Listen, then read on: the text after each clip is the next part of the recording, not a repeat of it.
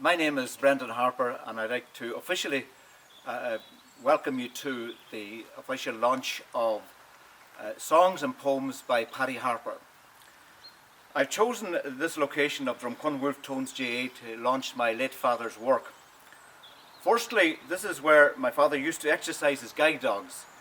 He had to have a location where it was safe to let the dog off the lead, and the GA Club facilitated him in doing this.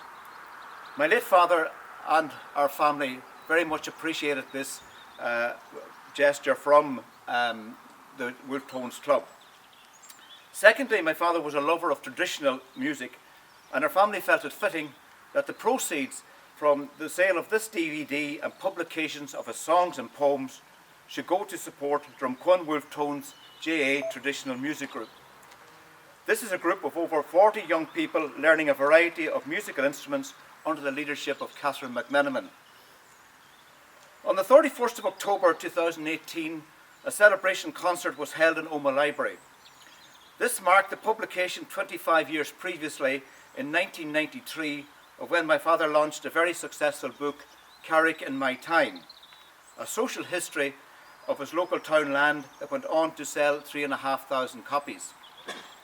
The occasion was used to present several of his unpublished songs and poems performed by local musicians and singers, together with members of Paddy's extended family. A special feature on this DVD is the late R.J. Cadderson singing The Hills Above Drumcun. Included in the publication is a personal account by Paddy Harper on how he coped with the loss of his sight because of a hereditary disease, RP, retinitis pigmentosa. It is a graphic account of growing up with a visual impairment in poor economic circumstances.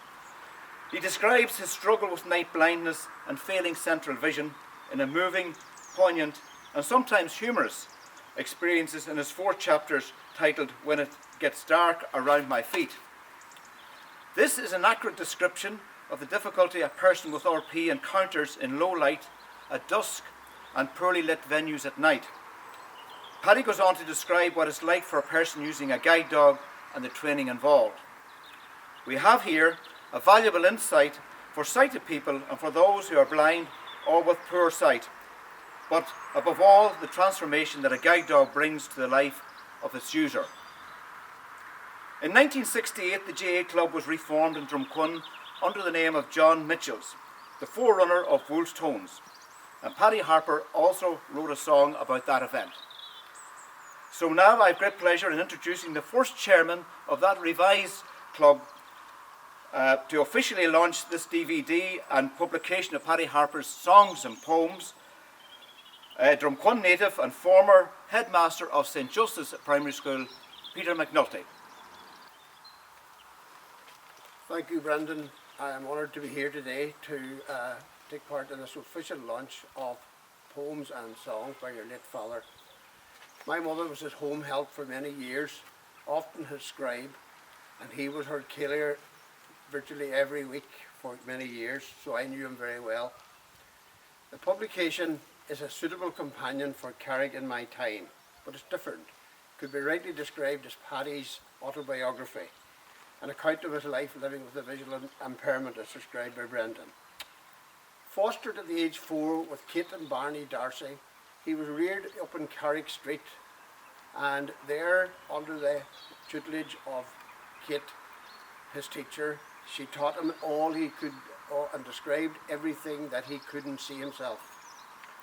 In these formative years, Paddy built up a very extensive encyclopedia of visual imagery, which had been described for him by Kate and by his own eyesight at that time. Paddy endured school till he was age 13, and then he entered the world of work, already well skilled in farm work from working on the home farm. Great demand, a great creel maker, turf cutter, stack builder, spade man, handy with the scythe, match your legs. He knew his own area intimately, having established in his mind he had this catalogue of landmarks which enabled him to navigate round his own area. And he describes in detail a mental map of his walk from Carrick Street to Crocolaban in Unchina, where he was born. Age 16, amazed that he could see through many Ferris's glasses, he decided to get a pair of glasses himself. Through his own enterprise, he raised the money necessary, went to Omagh, got the glasses, came out, could see the time on the courthouse clock and was so excited. 1961, age 48, Paddy was eventually registered blind, was given a pension, and he became very proficient in the use of the white stick. 1964, now living in Lottery Terrace, Paddy lost his beloved wife Rose, and Kathleen, his daughter, came home from England to look after him for a year or two. During that time, Kathleen encouraged and mentored and coaxed him into recording all of his stories and poems that he'd been telling over the years. Aided and helped by many of the neighbours and friends to transcribe a lot of the work, and then of course audio tapes made the thing much easier. During this time too, Paddy put his creel making skills to great use. Everyone will remember Paddy Harper stools, chairs, trays, etc. that he made and were sold widely in this country and even abroad. Paddy successfully trained for and got his first guide dog, Moy. Dogs transformed his life. It gave him untold freedom and independence. And he became a very regular sight around the town, around the surrounding areas with his dog. The second part of this publication contains 50 songs and poems that Paddy had written over the time. He takes us on a tour around Ireland to people and to places that he visited.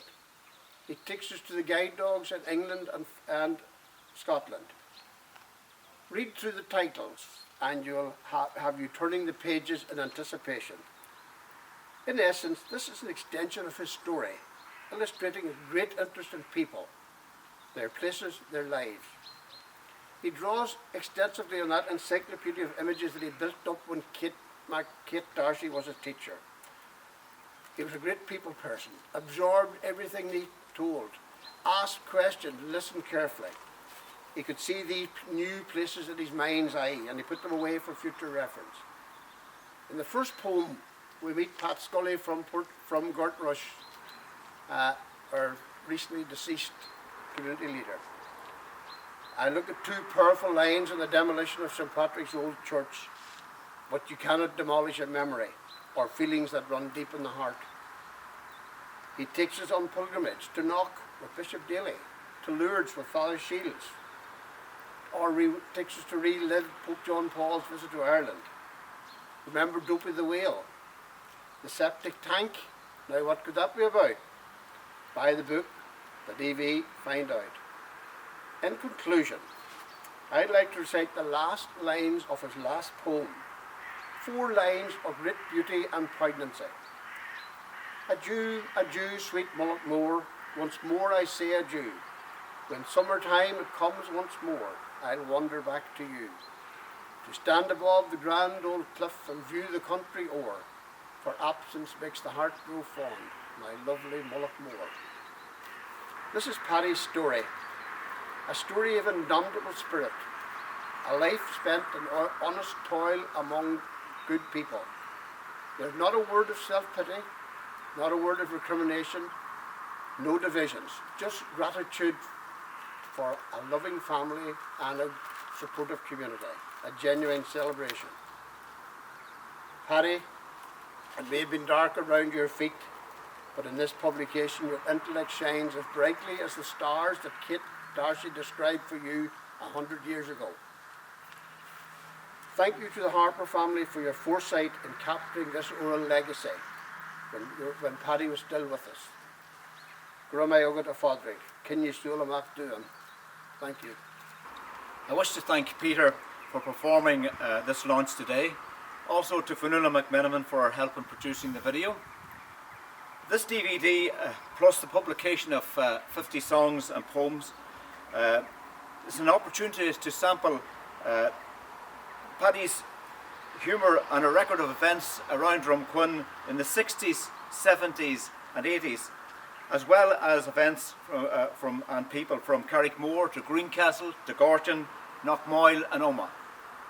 I'm sure you'll enjoy Paddy Harper's songs and poems, and I'm sure many of you will recognise yourselves or relatives and the events around Drumcone that he has recorded in verse. The DVD and publication cost £7.50, and if you purchase 2 or more, you can have them for £5 each. Copies will be available from Wolftones GA Club and the local shops. I'm sure your friends and relations overseas would appreciate Paddy Harper's songs and poems as a Christmas present, and in the process support the excellent work of helping to purchase instruments for Drumcone GA Wolftones traditional music group. For online orders, please email drumconeja@gmail.com. Paddy Harper wrote a poem, The Fair Gortin Glens. Pam Campbell from Plumbridge put it to music. So we'll finish on that note. Gorov Mila Mahagat.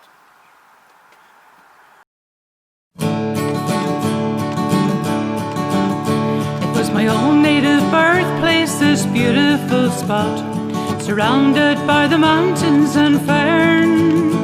And wherever I roam, I'm never at home, away from my fair Gortin glens. When the bees they are humming, the tourists are coming, and the thousands of beauty they can't comprehend. The valley's so bright when the stars shine at night, when the moon it is shining on the fair Gortin glens. Oh, the glens, the glens, the fair Gortin glens. On an evening in summer, I'm longing there to spend, to stroll neath the fir tree with stranger or friend. There's no place on earth like the fair Gortin glens. The lark it is singing way up in the sky, the warm summer breeze make the tall fir tree sigh.